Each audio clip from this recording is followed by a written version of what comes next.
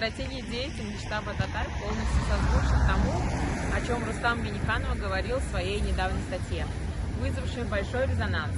В ней президент Татарстана подчеркнул, что татары видят перспективу своего развития и стремятся к ней, чтобы не потерять свою идентичность и превратиться в сувенирный народ, а создавать будущее для себя и потомков.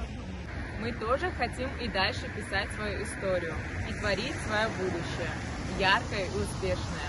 Поэтому статью Рустама Минниханова восприняли как дорожную карту своей работы.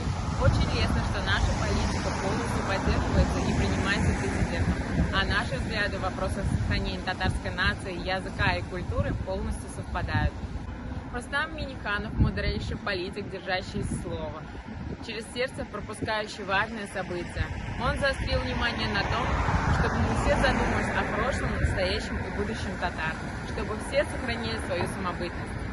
Статья очень своевременная и нужная. Она поднимает нам дух, и мы, опираясь на мнение президента, идем в завтрашний день с уверенностью в правоте, а главное в нужности своего дела.